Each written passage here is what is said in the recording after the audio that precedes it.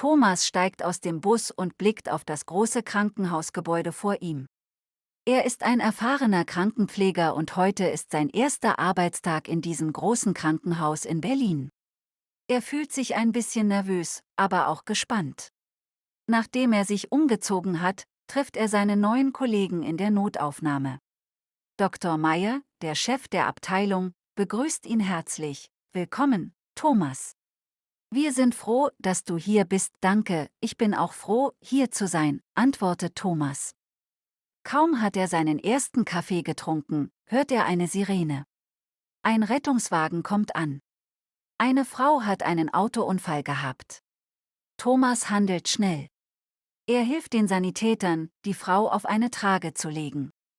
Sie kommt in den Behandlungsraum. Thomas und seine Kollegen versorgen ihre Wunden und machen Röntgenbilder. Sie haben eine gebrochene Rippe, aber es sieht nicht so schlimm aus, sagt Dr. Meyer. Thomas hilft, die Frau für die Operation vorzubereiten. Er ist froh, dass er die Möglichkeit hat, Menschen in kritischen Situationen zu helfen. Nach einer kurzen Pause kommt der nächste Patient. Ein kleiner Junge hat hohes Fieber. Seine Mutter ist sehr besorgt.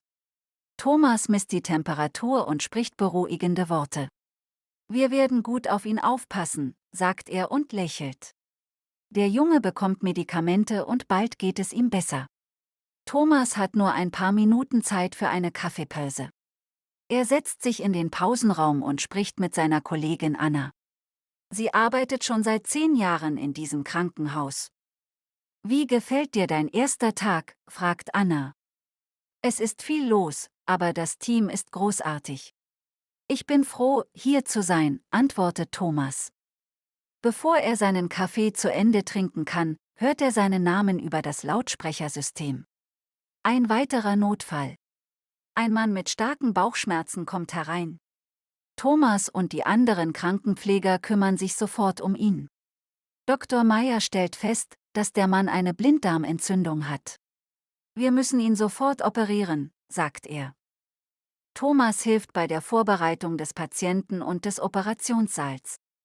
Die Operation ist ein Erfolg.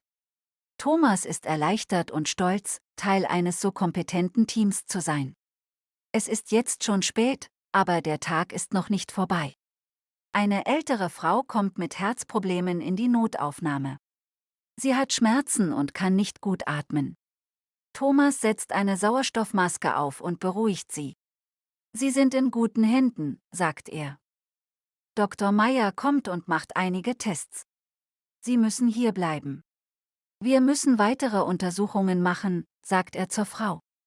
Thomas bereitet ein Zimmer für sie vor und sorgt dafür, dass sie sich wohlfühlt. Endlich ist es Zeit für Thomas, nach Hause zu gehen.